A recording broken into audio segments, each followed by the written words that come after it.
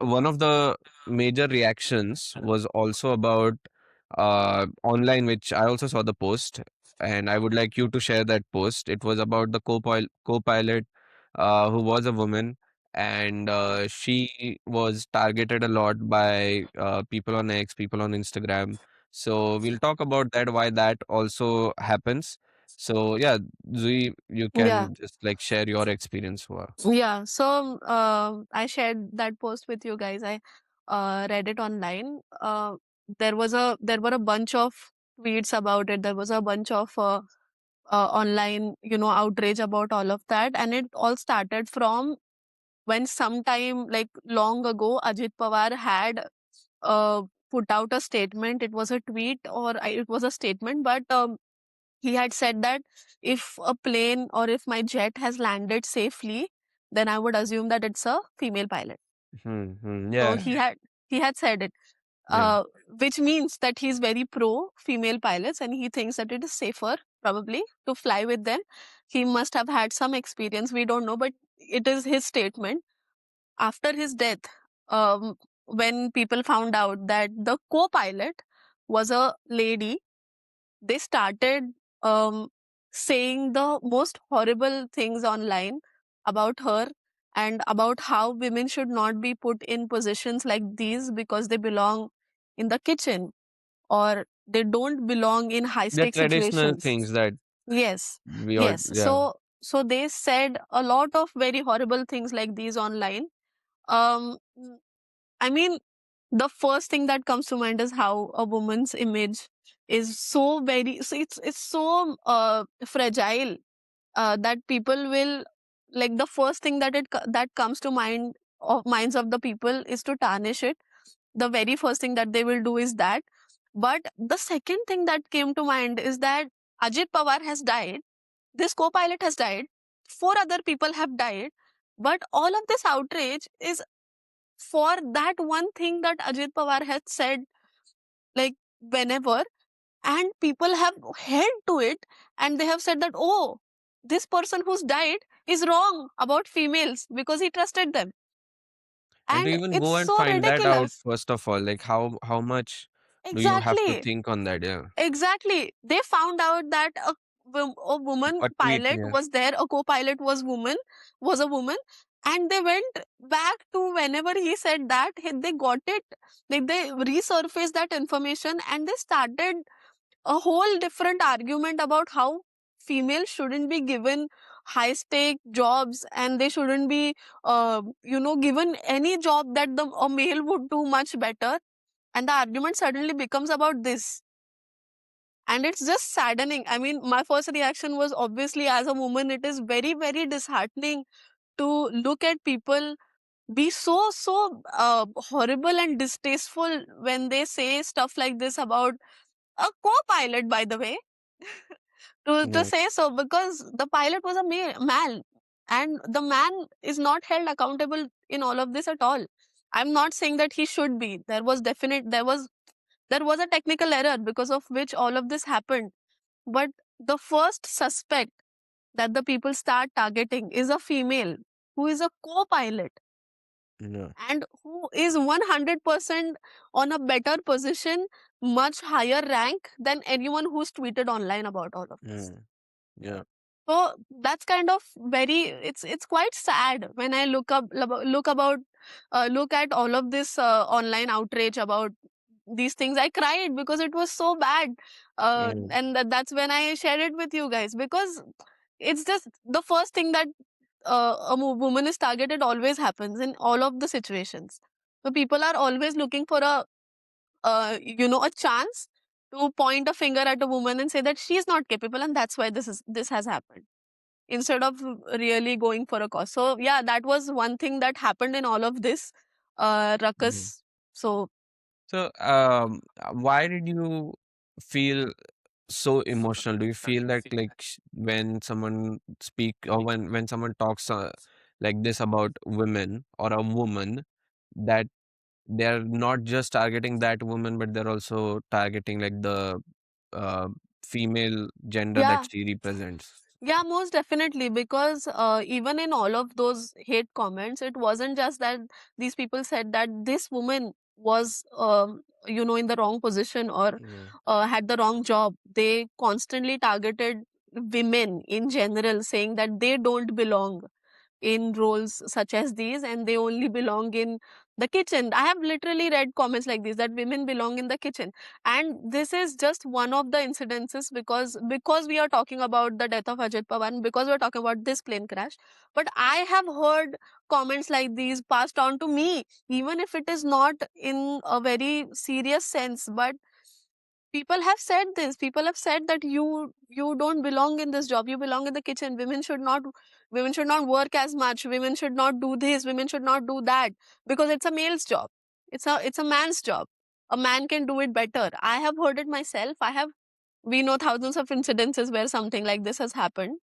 We know that women have been targeted, and of course it feels personal, because I know that someday, like, the best woman in this world would, if she does the smallest mistake that is the usual for a man, then she will be hunted for it. And that's very sad. Like, Yeah. it does not Yeah. sit No, right no. with me. And Yeah. maybe I get too emotional about all of this, and I cannot say the right things that I want to say. But it's a very emotional space overall, Yeah. because I have been in that place, I have seen other women be in that place. Yeah. So, what you are saying, the situation in India is very complex because, when you say they, I know that you actually mean some segment of men who are quite Hmm. influenced by the manosphere Hmm. theories. And manosphere is like a organized system where a lonely man is taken in, and then he's sort of fed self improvement tips, and the next level goes on to basically convince him that gender roles should exist. That's the like the gist of it. And when it comes to that, social media algorithms play a lot of role. It plays a huge role, and I want to talk about it. But like I just gave this context for what you were talking about, or for uh, about whom you were talking about. Hmm. But yeah, I'll just get Vedant to speak here about what he Yeah. feels, and then I'll continue. Yeah. Yeah, so when I also saw the tweets and the comments, I just thought that, because we've discussed this on so many times, that it's just generalization based on probably one or two incidences these people have seen in their lives. Most of it was two things, like, she was a women pilot, as she said that how can a woman be in this big high stakes situation? And the second one was women can't drive, or women are Hmm. bad with these things where hand-eye coordination, all of that is needed. But it's just hypocrisy, because when Operation Sindhu's debriefing was done by two females, the colonel and the wing commander, everyone praised that. Everyone was like, "Hey, yeah, India is Yeah. so good. Females are being." But when something like this happens, it's just so easy to blame. So, because all of this is generalization, I thought maybe I should just go and check some reports. I'll mention like Avnish will mention the sources for these reports in the description. Sure. But I'll But just read out some numbers, and I'll try to generalize something which may sound as ridiculous as something that these people do. So I read reports that up to 80% of aviation accidents happen due to human error. Now, out of those human errors, out of those 80%, 53% are accounted for pilot errors. Out of all the accidents that have happened, 53% have happened due to pilot errors. Now, talking specifically about India's context, I read this from a report that there are a total of 11,775 pilots in India, which is, I think, for commercial airlines. Out of that, 10,000 are male pilots, 1,767 are women pilots, which is 15% of the total. And mind you, India has the highest, like, India has 15% of female pilots compared to the global average of just 5%. So, India actually employs a lot of female pilots compared to other countries. Now, just to generalize, if you take into the fact that 85% of the pilots are male, so that means that almost all of the crashes, most of the crashes that have happened must have been due to male pilots, because female pilots are not there, male pilots are there. So if, by going by these people's logic, if a plane crashes where male pilots have contributed to more crashes than female pilots, then that means you cannot trust male pilots also. Then what is your point, that you just cannot sit in an aircraft? Like, i- if a female cannot drive, then a male cannot drive either, because then so many of the crashes have been because of male pilots. So this generalization, I just wanted to use these numbers to just show stupid how this generalization logic works. And the second fact, that females cannot drive, this just comes from a stereotype. As I said, maybe someone has seen one or two incidences, because if you go by reports, I read two reports. One is for Delhi's road crash report, the other is for Mumbai's road safety reports. I'll mention the sources so everyone can go check it out for themselves. According to Delhi road crash report, male drivers were responsible for majority of the fatal crashes in Delhi, and only 1% of the drivers at fault were female. According to the Mumbai safety report as well, male drivers have been found at fault in most fatal crashes over the last few years, according to the city's road safety data. And data also shows that male drivers are more reckless and women drivers actually follow more rules when it comes to wearing helmets or following the signals and stuff like that. So even going by your generalization logic, it's stupid, because the numbers actually prove you wrong. Even if you want to generalize that, okay, maybe I read this in this report that female drivers are actually worse driver than male. Even there you're wrong, because no report actually says that. All the report says that male driver are at fault. Then why are you actually not blaming male drivers as well? Because as she said, it's just easy to blame female drivers, or it's just easy to blame women in general. So I just wanted to point this out, because I actually took some time out and researched all of this, and just how stupid this generalization thing works. And Yeah. maybe people see this and realize that actually rely on some data, actually research, and then bring up your generalization theories if you want. So, and this ties back to the complexity of Indian society that I was talking about. So, the manosphere thing, it is like a very big reality because, like, just remember Andrew Tate, for example, who used to come on our reels, or any kind of creator who just talks about how traditional gender roles are the ones that have to be kept. And that's like the extreme manosphere thing. But that extreme manosphere theory is also very normally accepted in average households in India. If you maybe remove some urban, middle class, upper middle class, well educated society, if you remove that, still a lot of these theories are quite accepted in Indian society. And I don't mean it to like, I don't feel like people who accept these theories are bad or they want women to suffer. It's not that, it's just many people uh, have just accepted this because they because in their community the powerful accept this.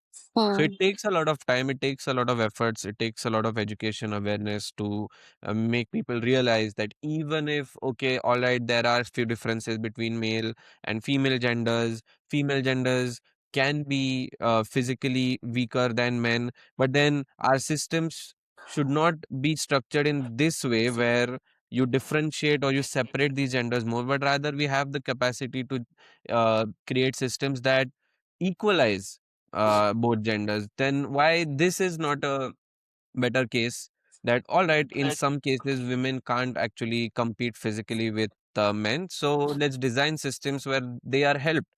In some cases men can't do something that women do, so then let's equalize the systems and allow men who want to pursue something that a woman can do better than them, if it is scientifically proven, then let's do that. But then these messages are not given, and that's why we do see the driving thing as well. We do see husband wife jokes, we do see Hmm. people forwarding bad women driver jokes still. And a lot of the times people get over it because it is so common that Hmm. a woman is a butt of the joke woman, and that joke is mostly incompetency. Hmm. So no one will make a joke about incompetency and the butt of the joke is a man. because that's how the society functions. It is that complex in Indian society where sometimes you might feel that this hate for women or these thinking about gender roles exist only online, but it is also accepted in Indian societies because we have that, like we have still not come away from our traditions and our cultures. But then, having said that, I will also say that the things that happen on X and on Instagram are not a reflection of our society.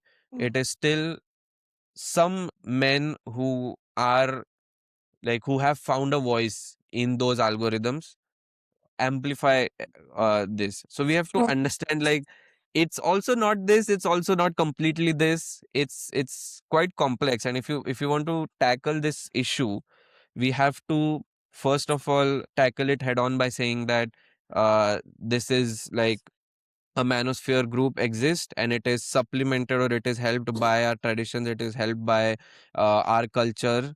And then a lonely person or lonely man or a man that is rejected romantically is fed with all this, like, okay, look at, and I'll tell you all the pointers, like, oh, women, because of feminism, women are now not marrying good men because they are just having all the choices, and that's ruining our country because we are not having enough children who are going to take this country forward. Then there's this, like, okay, men have to work so hard now. A woman can ask about a salary, but a man can't ask about a salary. So we don't realize that the men who are suffering through this, they are suffering not because women are now empowered. They're suffering because the patriarchal system or the system that we have is still imposing all these things on you. So it is a disparity issue, it is a class issue more than a man versus Mm. women issue, and that needs to be taken care of. If there is a plane crash, it's not because a man did it or a female pilot did it. It's because there was a failure in the plane, and if plane crashes are happening often, then we have to look at the system and who is Mm. like building this system, who is keeping the system in check more than the individual errors Mm. that are happening. So yeah, I mean, this is a complex thing that we have to understand, and we have to like um deconstruct it fabric by fabric, like one thread Mm. after another, because it's not an issue that can be just quickly summed up in one sentence. Yeah.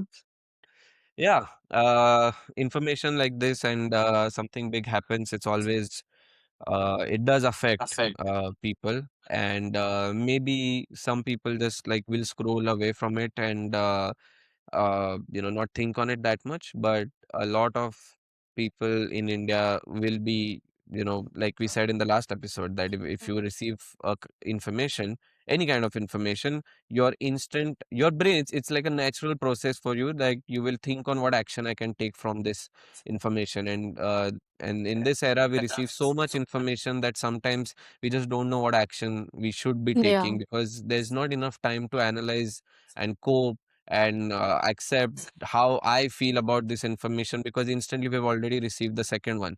Because the Ajit Pawar thing happened, quickly the UGC issue is Mm. already in the headlines. So it's Yeah. like we have not even coped up with what is happening here, and all whatever people are saying. And this is a new issue, and then after Mm. this there's going to be a new issue, and then there's going to be climate change issue, and then going to be our how our food is ruining us issue. So it's something that we have to all tackle together.